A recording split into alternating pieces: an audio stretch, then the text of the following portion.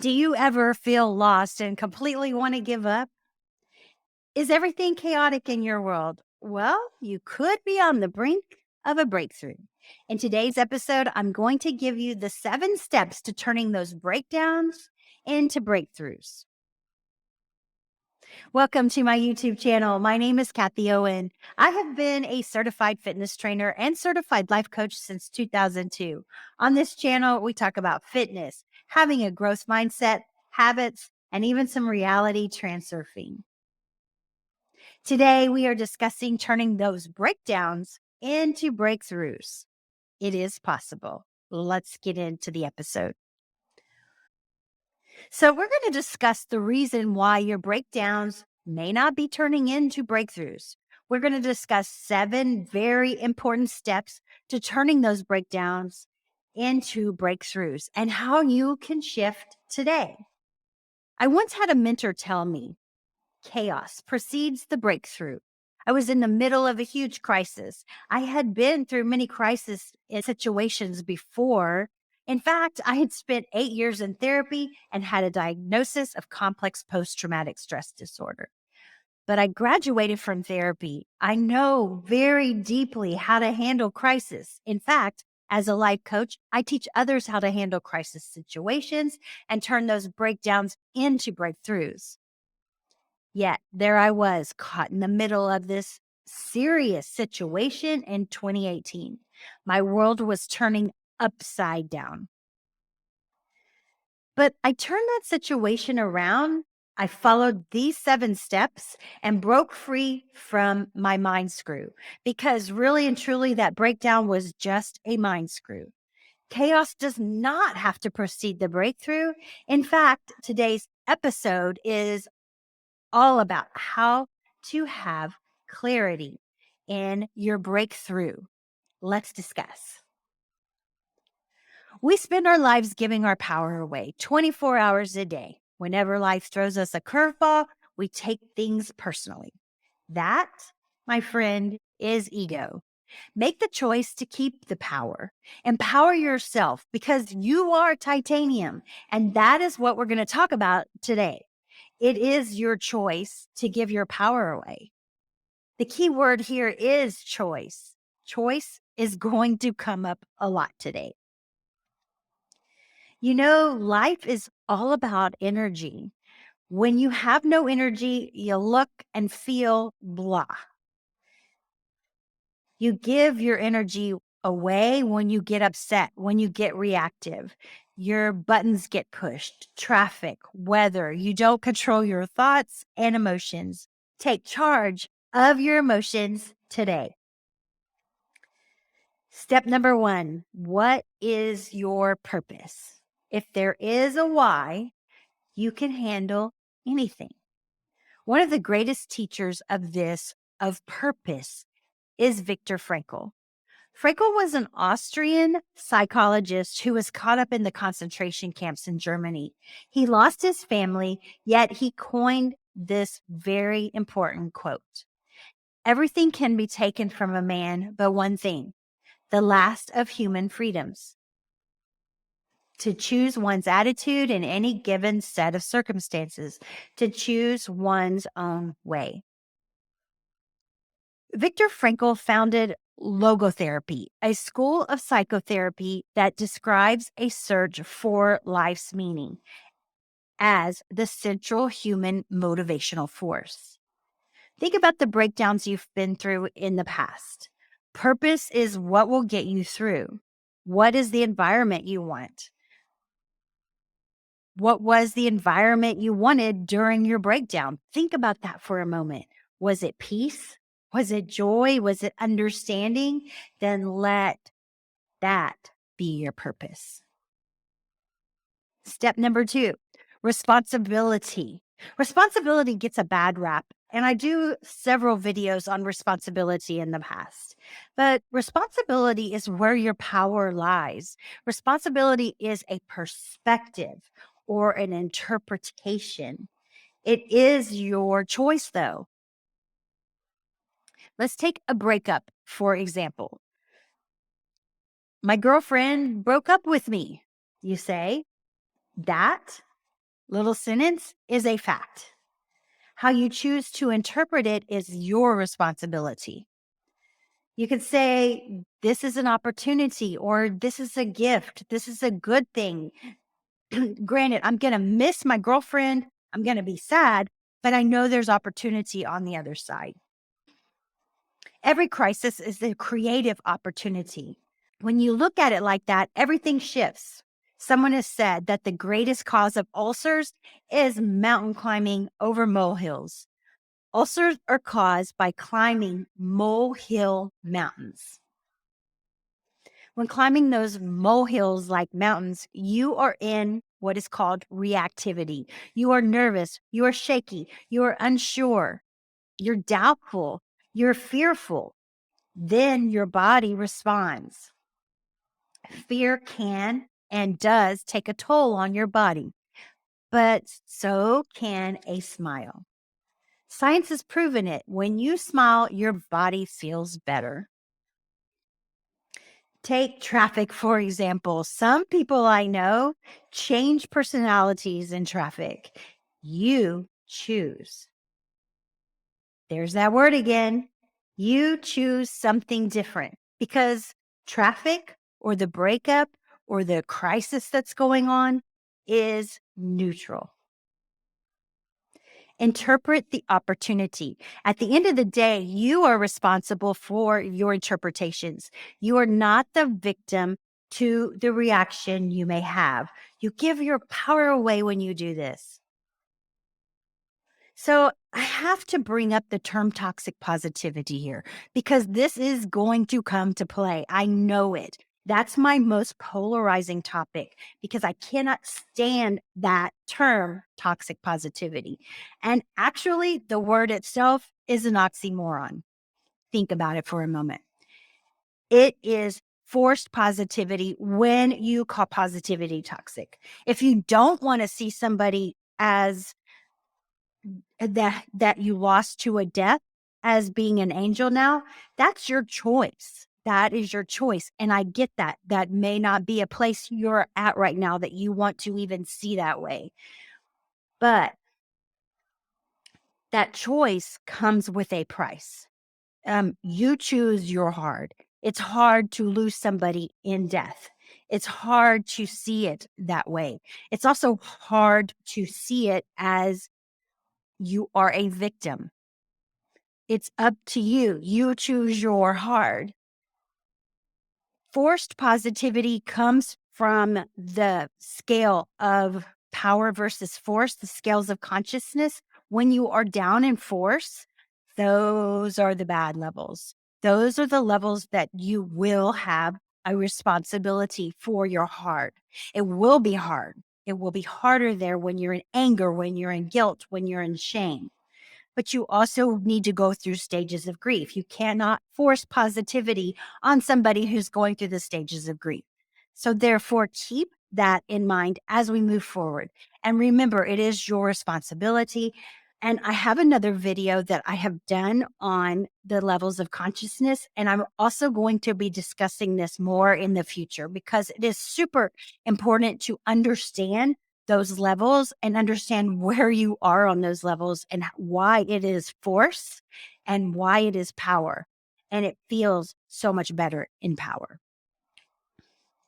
So when you think of the things in your life that you have to do, think about that for a moment. You have to go to work. You have to clean the house or your house will get dirty, and you have to pay more for gas and groceries nowadays. But are you going to look at it through a place of force? Or are you going to look at it through a place of power? So let's talk about how we can look at this from a place of power. Change your interpretation of those have to statements to what you are blessed to and how that blessing serves my purpose. You got to ask yourself that. How does this blessing serve my purpose? I am blessed to go to work today, which means I have a job, which is my purpose to take care of my family. I am blessed to clean my house, which means I have a house to live in. I am blessed that I can even afford those groceries and gas. And I trust that I will always be blessed too, because that is my purpose. We talked about purpose in the Definite Chief Aim video that I did a few weeks ago. You could go back and look at that as well. And we're going to get to trust in a moment, but bottom line, you are not a victim of whatever reaction you have. You give your power away when you claim victim. Step number 3, trust the process. I love this one. Process the emotion and transform that fear into faith. What's permanent is your attitude. You can still be happy and you can still be blessed. You have more of a probability of it shifting when you trust. Because when you don't trust, you resist it. And we all know what we resist persists. You give the situation your power when you resist it. Have you ever been on a flight that gets really bumpy and turbulence is all over the place? You know, your mind starts going 90 to nothing. Next thing you know, you picture the flight careening into the mountains or the ocean. Death and destruction are everywhere. Surrender to that fear. Surrender to that fear and trust the process. Transform that fear into faith. Faith is that feeling that everything is going to work out. Give the process a chance. Quit mind screwing yourself out of your power. It goes back to purpose. Is that purpose love, peace, and joy? Is your purpose to make a difference?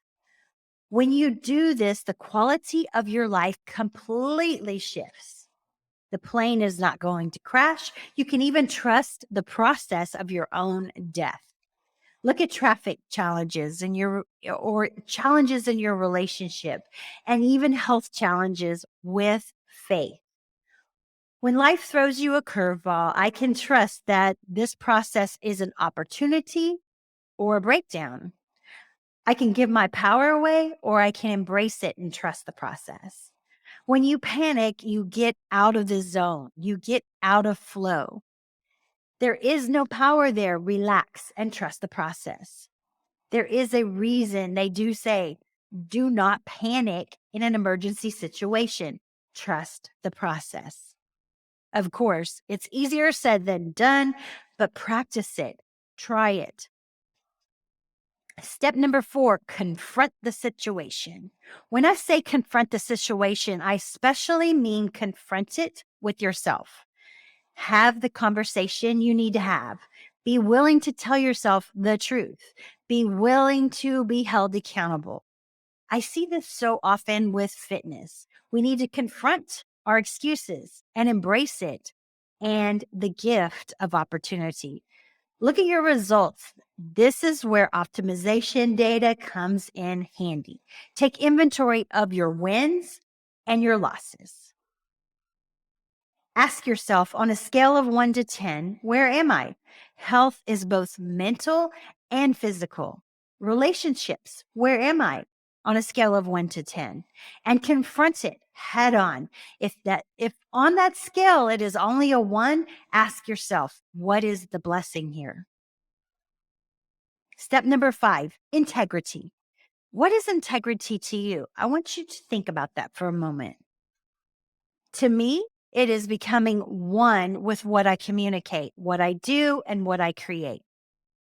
Think of your word. You can keep it or you can break it, or you could also negotiate it. Those 3 things. When you break your word, your self-worth goes down. Your credibility goes down. Honor your word. Honor your agreements. Dream it, declare it, deliver it. Weight loss? It could be as simple as a new commitment to yourself.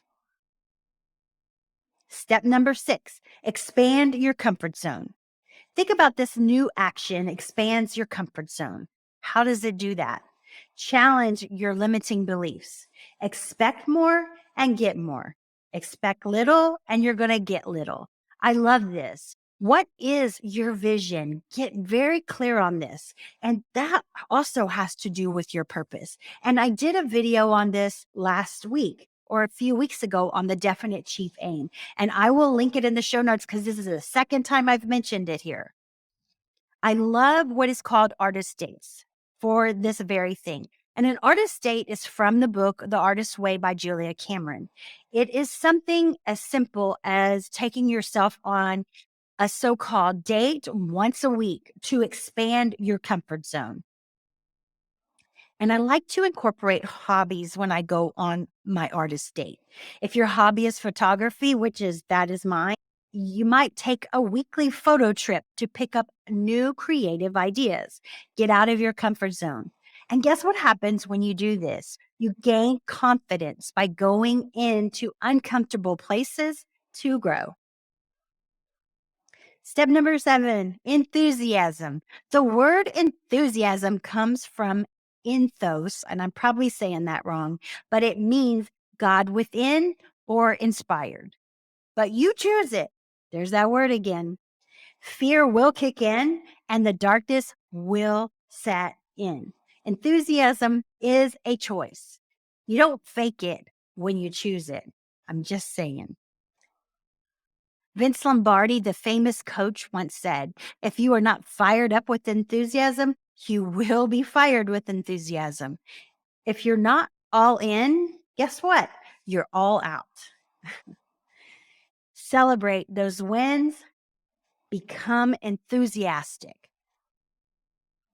Add some pep to your step and watch your world change. Seriously, with just enthusiasm, it will change, but you've got to feel it from the inside. So, in review, the reasons your breakdowns are not turning into breakthroughs are simple. Number 1, we want to know our purpose. Number 2, we want to be responsible for everything. Number 3, trust the process. Number 4, confront the situation. Number 5, live from a place of integrity. Number 6, expand your comfort zone. And number 7, live enthusiastically. So I hope today you learned something about having a breakthrough instead of a breakdown. And I hope you put these 7 steps to work for you. And I can't wait to see what you do with it. If you enjoyed today's episode, please be sure to give it a thumbs up. It helps so much to get this video out to others. And be sure to subscribe to my channel and hit that bell so you never miss content from me. Thank you for spending part of your day with me. If you know someone who can benefit from this, please share it with them. And until next time, I'll see you next time. Peace out and namaste.